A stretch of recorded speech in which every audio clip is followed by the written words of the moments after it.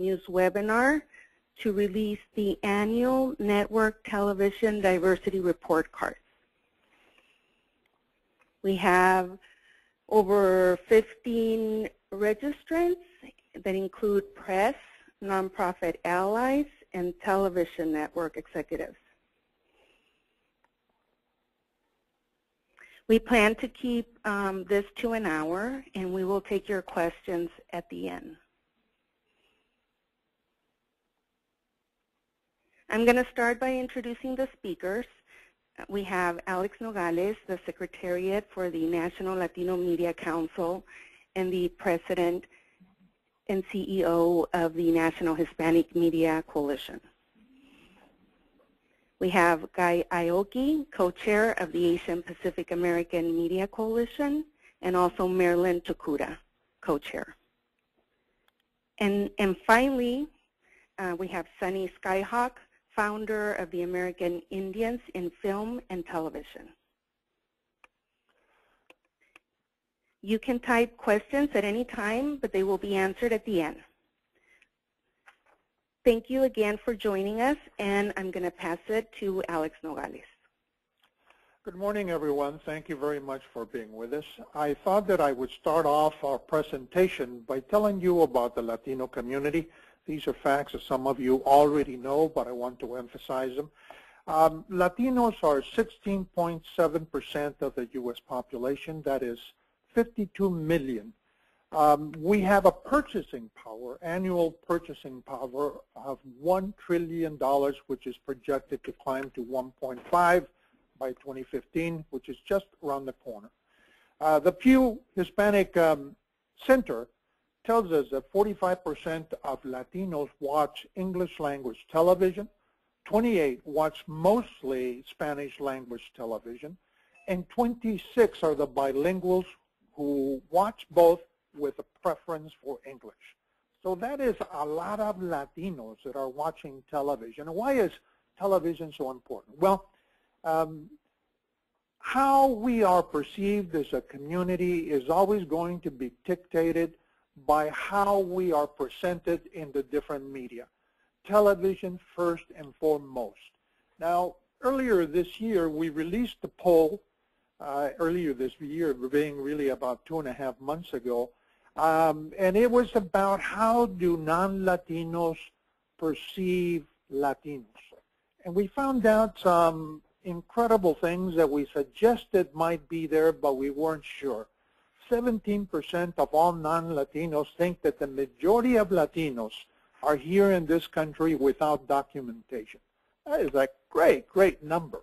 A great many non-Latinos also believe that Latinos are crime-infested, that we belong to gangs, that we are not patriotic, that we're lazy. I mean, all these stereotypes. Now, the people that hold the most stereotypes are those individuals that are older, non-Latinos that are older, that don't know Latinos, don't have any acquaintances among that group, and that listen to specific kinds of talk radio and, of course, television.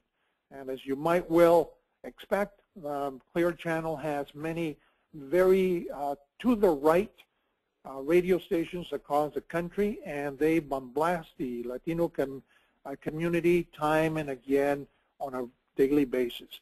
The other part of the equation is that the television, especially Fox, has a lot of these individuals as well as our audience. Fox, as you know, a long time ago made the business decision that this was a group that they wanted to have as their audience, and they've done very well with that business model. So these are some of the things that have happened to our community, and I tell you that it is not a mistake. It is not something out of left field that so much anti-Latino legislation has occurred. 1070 in Arizona, in Alabama, and 15 other states that have also come out with anti-immigrant legislation. But at a certain point, it goes beyond the immigrant. It goes on to the heart of the Latino community with and without documentation.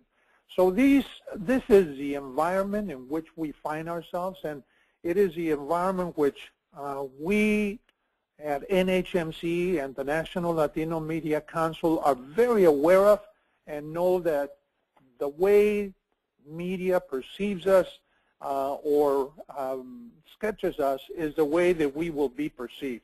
So television is very, very important. Now, you have seen the grades that we have given the different networks. You know that Disney ABC has received the B overall for the different categories, which are actors on prime time as regulars, actors as recurring, and then we have writers and producers in prime time. We have directors in prime time, program development, procurement, entertainment, creative executives who are very, very important to every enterprise. And you will see that the total grade that we gave, these are the categories that I just mentioned.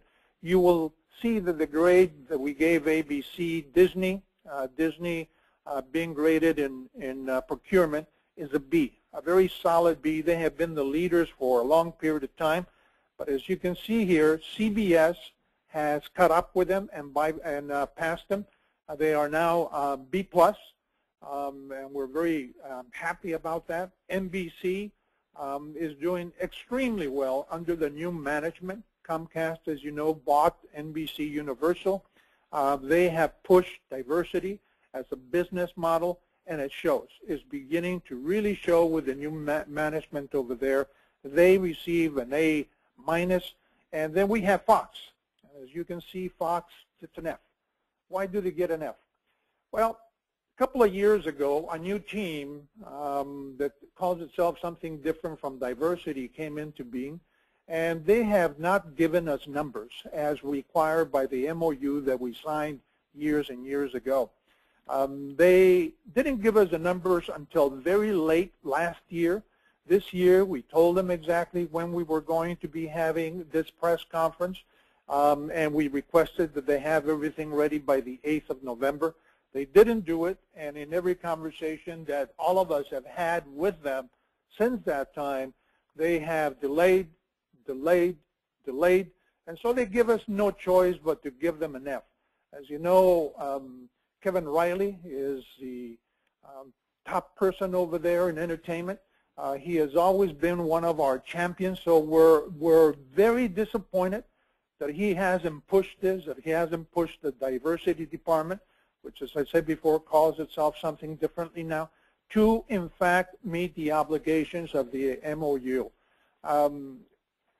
For very specific narratives regarding all the different categories, I invite you to go to our website. You will find everything there. You will find the poll that I just mentioned that is so important to us because of what it reveals.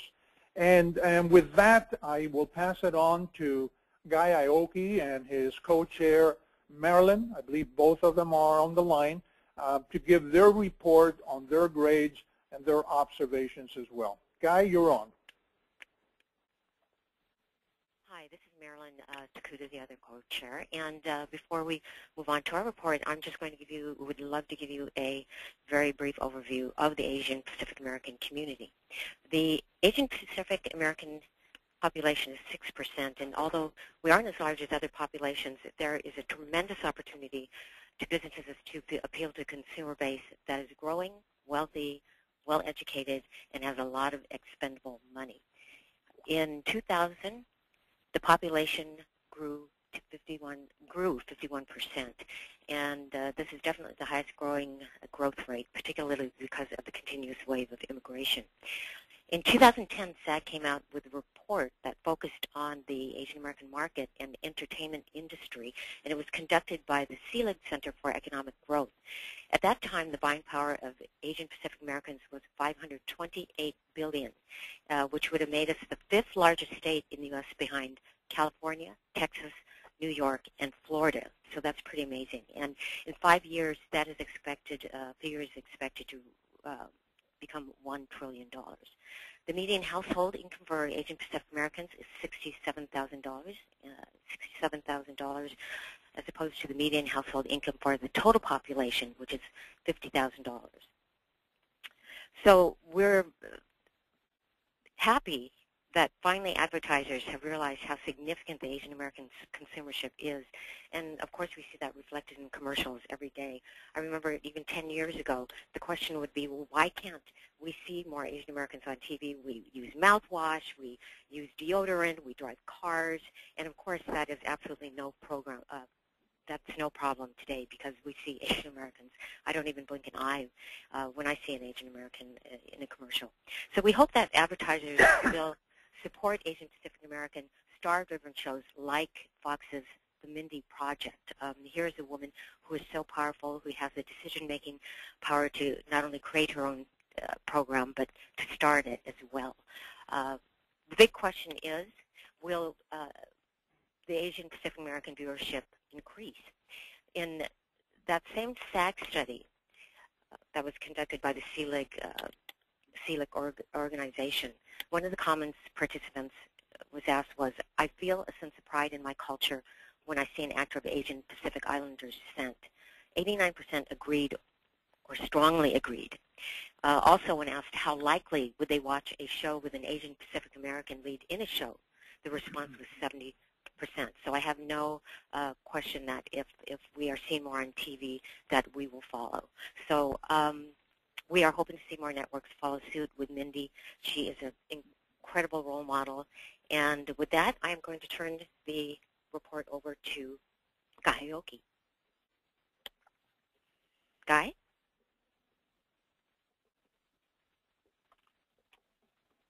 Guy? Hello? Guy doesn't appear to be available right this moment, so why don't we go to Sonny Skyhawk, and when Guy does come in, we can go to him. Okay, thank you. Sonny, are you on? Hello? Hello? Guy? Okay, Guy, I just turned it over to you. Hello? Yes, we can hear you, Guy. Okay. Okay. I want to reiterate something that Alex has said about why we're concerned about the way that each individual community is portrayed. We each have different baggages that come with the way that we have been portrayed in the past. For Asian Americans, we're often thought of as foreigners. There was a study that the Committee of 100 came out with a few years ago asking people their attitude toward Chinese and Asian people, and a significant number of people thought that Asians were more loyal to China and were basically selling nuclear secrets to China. And so we always ask the networks to portray us as people who are not perfect, but just people who are relatable as Americans, because they look at our faces, and because of the way Asian people have been shown in the past, speaking with accents, what have you, we're not taken as being as American as everybody else. So this is why we're into this. It affects the way that we're treated, and it also affects the way that we think of ourselves. I want to show you the grid of the report card that we have. Oh boy.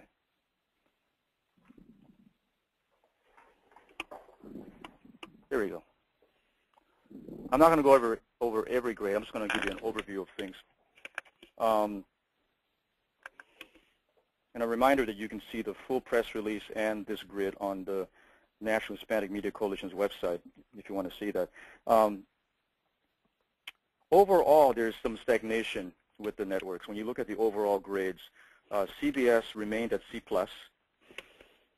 CBS fell from a B- to a C+, and NBC fell from a B to a B-.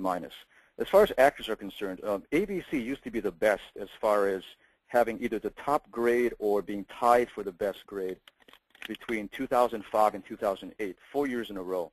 Unfortunately, last year they sunk to the lowest. They got a D+, and they were the worst of the four networks. This year they've recovered a little bit, going up to a C-. As far as some of the shows that are significant, I guess Sandra Oh probably has the most meaningful role on an existing show in Grey's Anatomy. The problem we have is that we're not really in significant roles that drive the plot. We're kind of there in ensemble shows, but we're not, certainly not the star of the show. For new shows for ABC, we have some hope with this show called The Neighbors, which is about an aliens that are in a town, and there's only like one Human Family. Tim Joe plays the teenager in the Alien Family, and he's pretty funny. CBS made probably the most improvement as far as Asian American regulars. They went up from 6 in the 2010-2011 season to 10 in the season that just finished, the 2011 to 2012. And that is the highest number of Asian American regulars they've ever had. So you may ask yourself, well, how come their grade only went up from a C to a C+? This is where we remind people it's not just about the numbers, it's about the quality of the roles or the lack thereof. And I want to give you 2 examples. Masaoka, formerly of Heroes, was added to the opening credits last year of Hawaii Five-0, but his screen time was nothing compared to that of Lauren German, a blonde who you see here in the middle. She was like an unofficial regular who hung around with the team all season, and she had more screen time than Masi or Grace Park, and was pretty close to that of Daniel Day Kim's. And a lot of times, this is the team that you saw going in to investigate things. It's like 3 white people in a place where Hawaii outnumbers white people 2 to 1. If you watch the show, you get the feeling it's the other way around. We often have white cops from the mainland who come to hang around with the team. They get more screen time than a lot of the Asian American regulars. And a lot of the sympathetic victims and their families are white. Most of the suspects, on the other hand, are villains. And so there's not much of a balance. You already have this setup where the arch villain is going to be Wolf Fat, who's Chinese, and most of his henchmen are from Asia. The sad thing is that the original series from 1968 to 1980 did a better job of including local Hawaiians and Asian Pacific Americans in general. And that is very peculiar because obviously we've had a lot more well-known Asian American actors since then. So we had a meeting with CBS specifically about this problem, and so far we have not seen any consistent improvements. It's really up to the producers at this point. They choose who they want on their show and what they want it to look like, and it still continues to look pretty white. Marilyn can talk briefly about a workshop that they did in Hawaii trying to rectify the problem of not using enough local people from Hawaii. We went to Hawaii with some of the executives at CBS, and it was great. We had several panel discussions, and for one thing, just discussed diversity initiatives, period. So all the programs that were discussed, they even had auditions to discover new talent there in hopes of beefing up their talent pool to hopefully cast eventually in Hawaii Five-0. So basically, that was it. Okay. Yeah. We also want to praise CBS because they are the only network that has allowed us to actually meet with the writers and producers of their shows. You know, for years, since 1999, 2000, we've met at least once a year with the top 4 networks, and we try to give information to them about how they can use Asian Americans in fresh ways, and we hope that what we say trickles down to the creative folks. Well, I'm sure some of it does, but why not let us take our message directly to the people who create and write these shows? And so Tiffany Smith has helped to put this together for the last couple of years, and Nina Tassler has been the only president that has allowed us to meet with the showrunners where the heads of the multi-ethnic coalition meet directly with them. And so we want to thank them for that because we think that's the way to go in the future, and we want other networks to do the same. Now, getting back to CBS just for the last time here, about one of the problems we have with their regulars. This is Matthew Moy, who plays this heavily accented restaurant owner on Two Broke Girls. He's constantly put down. A lot of the insults are racially tinged, and like, don't insult him, he's going to go in the back and kill himself with a sword. You know, you're such a well-behaved boy. All of these things that belittle him. Whereas they treat the older black man as if he's a god with a lot of reverence. So I think that the producers like to think this is an equal opportunity offender show, but they know there are certain lines that they will not cross. So this is part of the reason why CBS's grade for actors has only gone up a little bit. They do have perhaps the most significant new show that features an Asian American regular this season, and that is Elementary. We acknowledge CBS. We thank them for casting Lucy Liu as Watson to Sherlock Holmes in Elementary. It's an iconic role. It's terrific that it's played by a woman. On top of that, it's an Asian American woman. So that's a terrific, what we call non-traditional casting move. Moving on to NBC. NBC overall has been the best network. This is the 5th year in a row where they have either had the highest grade for Asian American actors or tied with other networks for that honor. And we put out 12 report cards, and in 8 of them, they had the best grade overall or were tied for it. These are some of the shows that we're featured in.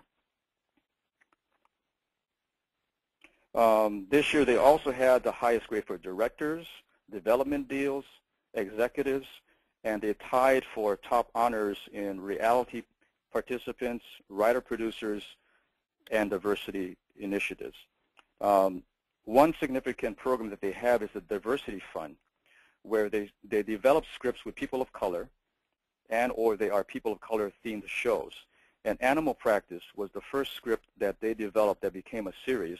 That was something that featured Bobby Lee from Mad TV, who was very funny, really great physical humor, and it's the one that had the monkey, if you recall that. There was a monkey that was running around the pet hospital. Unfortunately, that was canceled. A show that we have a lot of hope for is Go On, which you're seeing on your screen right now. It's the one that stars Matthew Perry. It features not one but 2 Asian American regulars in John Cho on the left and Suzy Nakamura on the right. And as Alex said, unfortunately, we have no data from Fox as far as their season is concerned. And it's really unfortunate because I think they had a lot of things they could have bragged about. 3 years ago, no, not 3 years ago, last year, we told the networks that we're issuing a 3-year challenge. We want you to air a show where an Asian American is the star of the show. Not just second or third or fourth in the billing, but the first name in the credits, the face of the show. Because we felt that although Asian Americans have been in ensemble shows, they've missed the boat as far as the brass ring. We want to be the main person of the show, because unless they are able to put us forward that way, then diversity is always going to be like a second-tier thing. So we said we give you to the fall of 2014. And Fox aired the Mindy Project this past September. It stars Mindy Kaling, formerly from The Office. And Marilyn can point out how this is significant because she came out of NBC, the writer program. Oh, yes. Well, Mindy was part of the Mindy Project, benefited from one of the pipeline programs.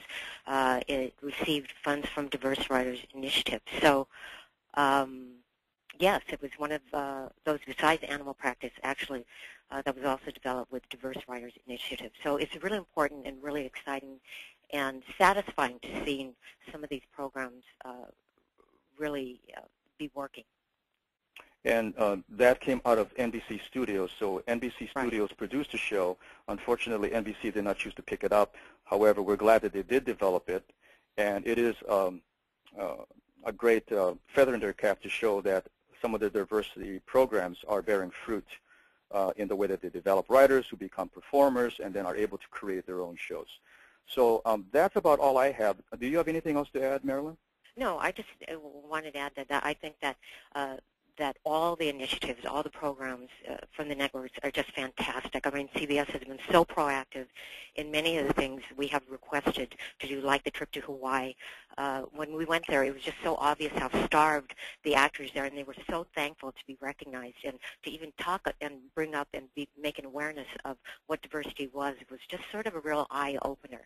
So ABC, CBS, Fox, NBC, really, really, I give kudos to their initiatives, because without these pipeline initiatives, movement, we just would not be where we are. So I just wanted to acknowledge all the networks for their great work in that area. Great. So I want to encourage you to write us questions which we can answer at the end of Sonny Skyhawk's presentation. So here's Sonny.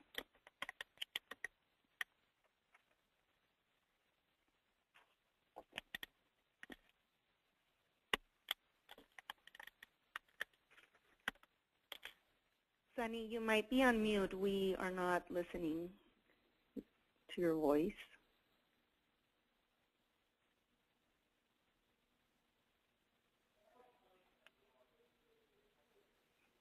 He's on mute, right?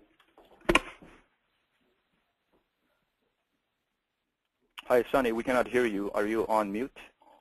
You have to unmute yourself.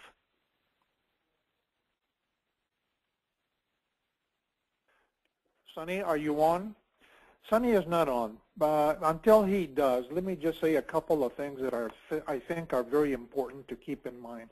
And that is that although there has been progress since we signed the Memorandums of Understanding, the progress has been very incremental. A lot of people say, of course, you know, the numbers have gone down. The numbers have really not gone down. They've gone up slightly. Now, nowhere close to where they should be, and we understand that, and everyone should understand that. They've been very modest. They've been very incremental, but we're going somewhere. Finally, people at the networks, at all 4 networks, are beginning to understand that people of color are a good investment, that we bring something very strong to the table, combine African Americans, Asian Pacific Americans, Native Americans, and Latinos, make up 35% of the U.S. population and probably a little bit more in the eyes that look at television. Now, the Writers Guild of America came out with a report that said that 10% of television writers are people of color. Yet, minorities have been regularly underrepresented by a factor of 3 to 1. The Directors Guild of America found that in 2011, 77% of all the television episodes were directed by white men, and that 11% of the episodes were directed by white women. That leaves 22% to be distributed, episodes directed by people of color to be distributed among us. So that's not a great statistic, as you may very well imagine. Let me go one step further and say that this report, of course, is ABC, NBC, CBS, and Fox. For several years now, we have been attempting to get PBS, the public broadcasting system, to sign a memorandum of understanding with us, with all of the groups, so that in fact we can see their numbers, we can encourage and help them with their numbers. They have thus far resisted that. They said yes. They went back and forth and went back and forth. We haven't been able to sign anything with them, which is going to prompt, of course, a bigger and more forceful effort in our ambition to get them to sign. So you can expect that there's going to be more to that story as time goes along. Sonny Skyhawk, are you back on? No, I'm not, Alex. There Yes, you yes, are. you are. We can hear I it. can hear you. Okay. Very good. American Indians in film and television is probably, again, one of the only minorities that is not featured on television in any form at all. And consequently, as you can see, the narrative that we've printed up, when you turn on your television, you do not see American Indians involved at all. And consequently, that is the reason that we issued, with the exception of NBC, we issued Fs to all the other remaining networks. So it's a continuing struggle for our people to be able to cross those lines and break that ceiling, if you will, because according to the networks, we're totally non-existent in today's society. So we continue to try and prompt these people to understand that the American Indian is a contributor and participant in mainstream society, but yet we're totally excluded when it comes to television programming or content.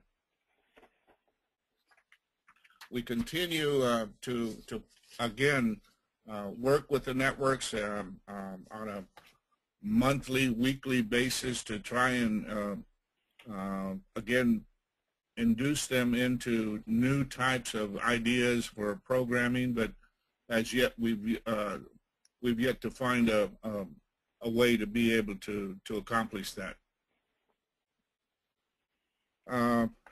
As you can see on your screen, we're asking as a new tactic, we're asking the viewing public to write, text, or tweet your favorite network and visit their Facebook page and request that they include the American Indian in their programming. This is the first time we've even approached it this way, but we find ourselves in a position where we don't have any other alternative. So that's where we stand today as the American Indian. Thank you, Sonny, very much. Do you have anything more to add? That's about the end of my presentation, Alex. All right. We are very close to one another, all three groups, and particularly very sensitive to the plight of the Native American, the first Americans, in seeing that, in fact, they're not represented almost at all as the networks, ABC, NBC, CBS, and Fox. And we implore the networks to take a good look at this population, recognizing what they bring to the table, the contributions that they have made to this country as the first Americans, and start utilizing their talent, which exists just as Asian Pacific American, Native American exists, so that in fact they also have a voice. Because when everything is said and done, ladies and gentlemen, it's about the voice. It's about showing a people to the rest of the world and to the rest of the non-ethnic population in this country, so their opinion is not colored by all the negativity that is going on in conservative talk radio and conservative television. So I ask all of you to write about that, to be very specific about that we need to hear that Native American voice. Inez, I'm going to toss it back to you. You have questions. Is that correct? Yes, but before we go to the questions, we want to remind you that the report cards are available on the NHMC website, and the link is on your screen. The first question is, CBS has one show, NCIS, with a Latino in a strong weekly role. It has recently canceled 2 shows with Latinos in the supporting roles. Removed a Latino from another show that's still on, and the only Latino development last season was Rob. And they get a grade as strong as ABC's or NBC's. Alex, I believe that question is for you. Yeah, the grades, remember, in terms of actors are based on 2 factors, recurring and regulars. And yes, we lost all of those regulars. And you know, there's a flow up and down every year with these kinds of things, and our report card will go for a full year. So it included, of course, the Rob show. So we have to give him credit for that. We had a long conversation with Nina Tesler, who, as you know, is the president of CBS television, the entertainment part of it. And we went around and around, and she recognizes that they have to do better. They're in process of doing better. They have a lot of very exciting shows that they're beginning to develop that will include Latinos. And so there is that ebb and flow back and forth, as I said before. They're missing the boat when it comes to regulars, yes, absolutely. But when it comes to the other categories, they're very strong. Reality, for example, is very, very strong. They have one director who keeps directing episodes on different shows over there, Felix Alcalá, who is very good. The program development part of their business is done incredibly well. Their procurement is especially good as well. So yeah, they fail in or don't come up to expectations, you know, on every category. But when you look at the entire picture of what they're doing, you have to say to yourself, they're not only trying, they know that they have to do this because it's good business. They want the Latino audience. So they're doing everything to get that audience. And one of the things that they have at that network that doesn't exist in the others, well, NBC had this as well. They have 3 Latinas in the creative team, starting with the president of the entertainment section, as I said before, Nina Tesler. I mean, you have 3 Latinas that are looking at programs, seeing which ones they're going to pick to be on the air. what actors, Latinos and otherwise, that they're going to utilize. So there is a sensitivity to Latinos that doesn't exist just because. Now, NBC had 3 last season. 2 of them are no longer there, but they have a rising star, a young Latino from Culver City who's coming on like gangbuster, who is highly, highly appreciated, started at the lowest level over there, and yet has risen very high in a very short period of time. So I recognize the person who wrote the note to us. I recognize your frustration, but there is an up and a down, an up and a down, and you have to look at it on a 2, 3, and 4-year period of time to see if there was progress or it went backward. And CBS has gone forward. We lost a lot of regulars because of the shows that were canceled, but that's a temporary situation, I assure you. Thank you, Alex. The next question, after the NAACP dropped out of the Grand Coalition, do you reach out to them for unity and greater strength at the table? Have they dropped their report card work? Alex, do you want to take that? Yeah, we are very, very close, all 4 groups. They have their own agenda. The NAACP has their own agenda, and look, that is their choice. They can either attend these press conferences with us, or they can do them on their own, and they have chosen so far to do them on their own. But however, having said that, we meet on a very regular basis and cooperate in collaboration on many projects, because when everything is said and done, we have the same problems: lack of representation in front and in back of camera. So the answer is yes, they're not with us. They don't come to this press conference because they prefer to do their own, and that is absolutely fine. But we work very closely together. Well, the other thing to point out is that they don't issue report cards, you know, like the Hispanics and the Asian Pacific American Media Coalition. So that's another difference. All right, the next question I believe is for Sonny. Sonny referenced everyone getting an F except for NBC. What was the NBC grade and where can it be found? The grade that was issued to NBC was an A, specifically for the continued efforts that NBC has afforded our people. I mean, they're just one after another. So in our eyes, NBC being at the top is the only network in regards to the American Indian that has stepped forward and that is doing something constructive.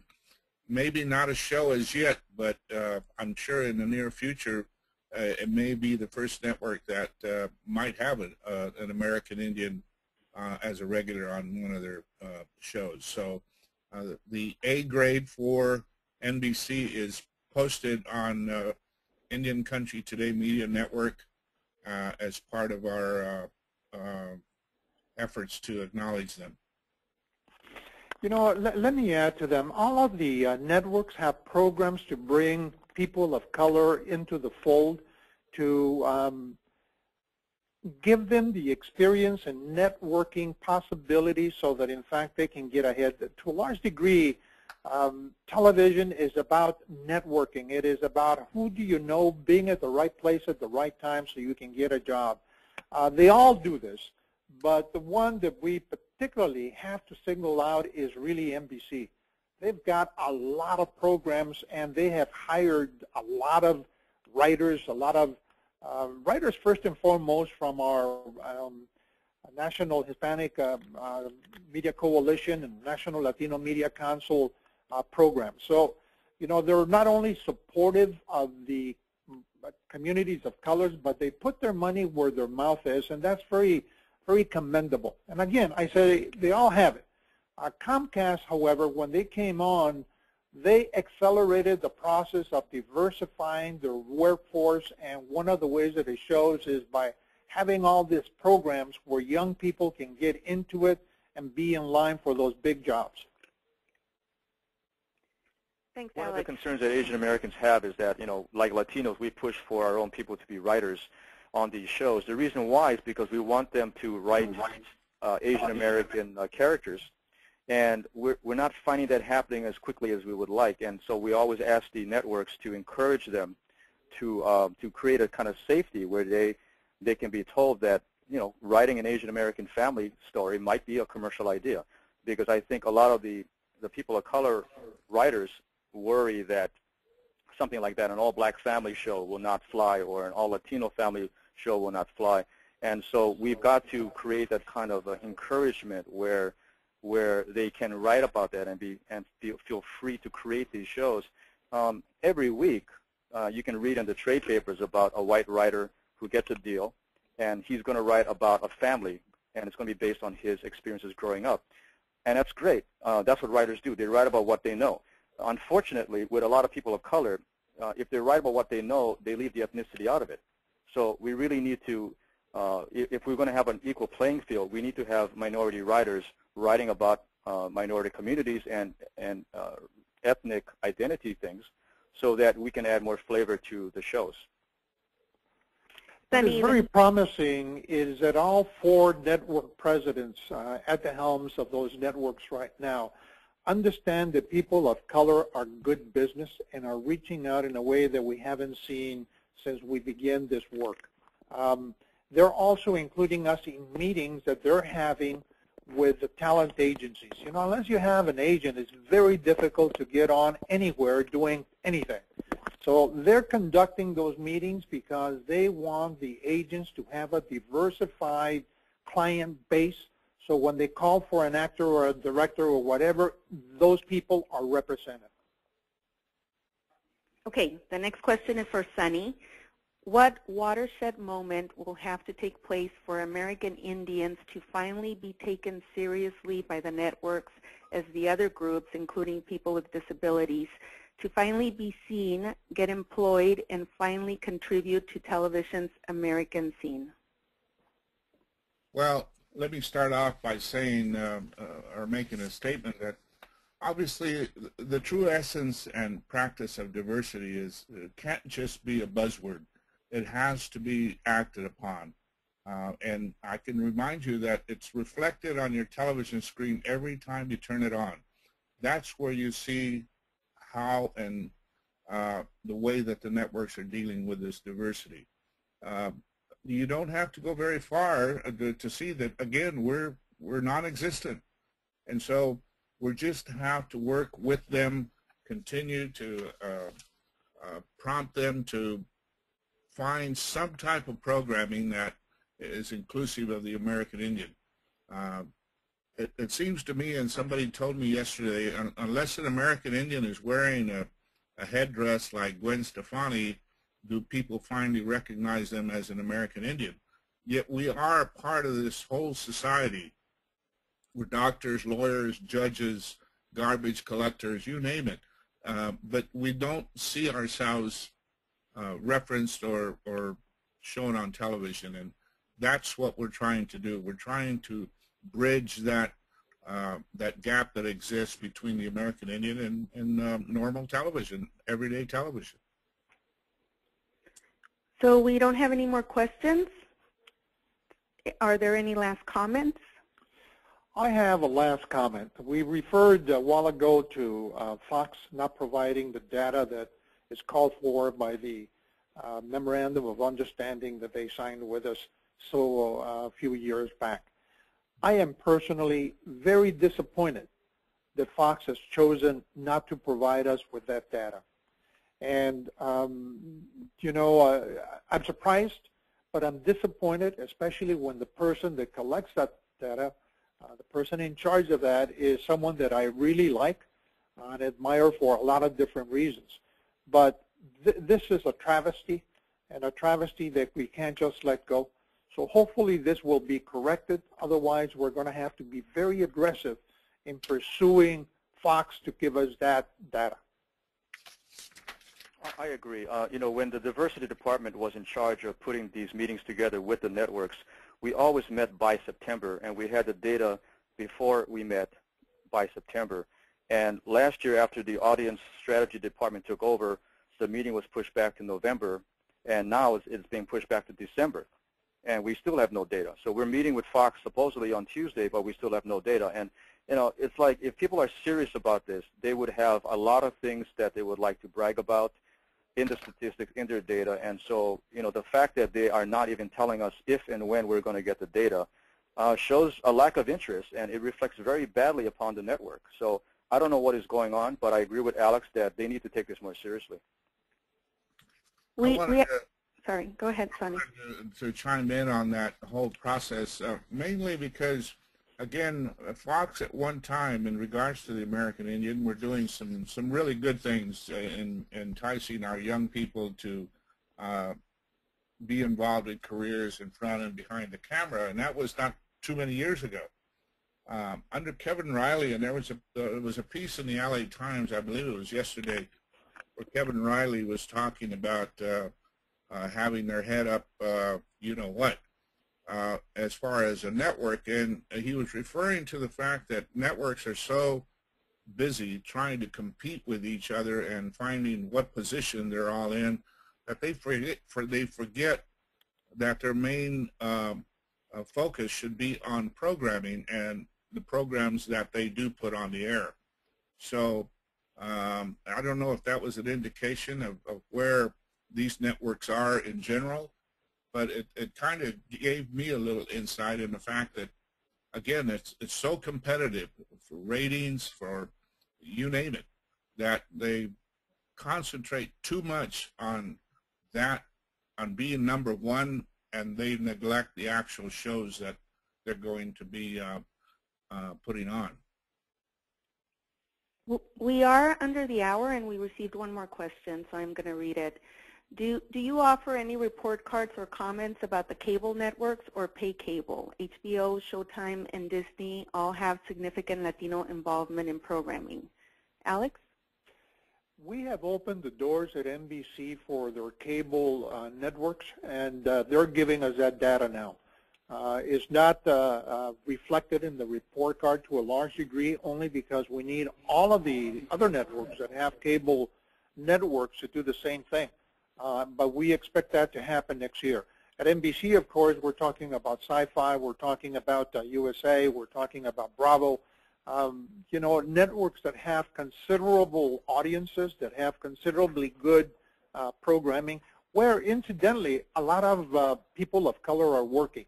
Now, when it comes to HBO, when it comes to Stars and some of those other networks that are so important to many of us because they offer premium programming, we are going to be talking to them as well to include them in the fold. Because they're not going away. If anything, they're garnishing more and more accolades. There was a recent show, Homeland, that just won the Academy Award in several categories. So they're very important. They offer quality programming, and we have to take them into consideration. So we will be having these talks with them throughout the year and probably include them in our report next year. We have another question. Is the fragile nature of the non-binding MOUs as seen by Fox's lack of action worrisome in your relationships with the other networks? No, not really. They're not worrisome because the other folks are friends and allies. We've established that with them.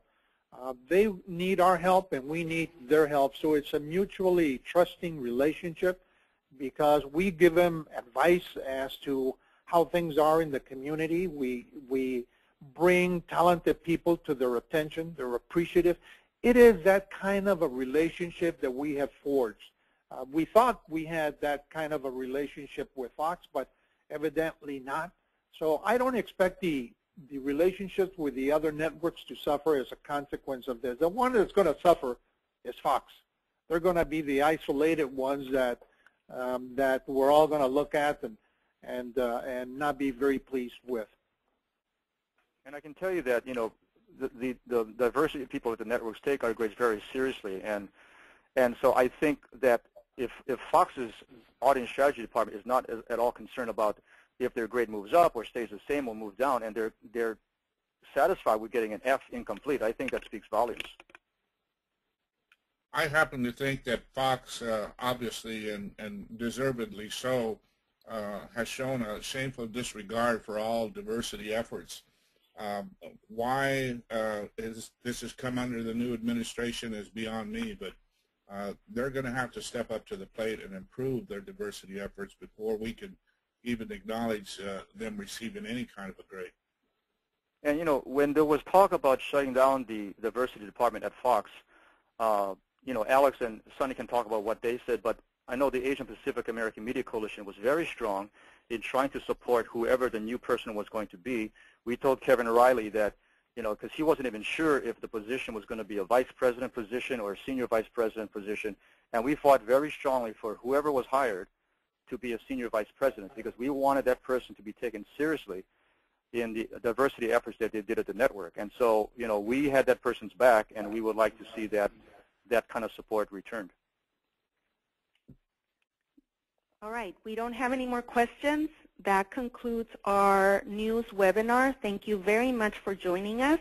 We are under the hour, and we will see you soon, hopefully in one of our future events. Thank you. Thank you very much, Thank folks. you, everybody. Thank you.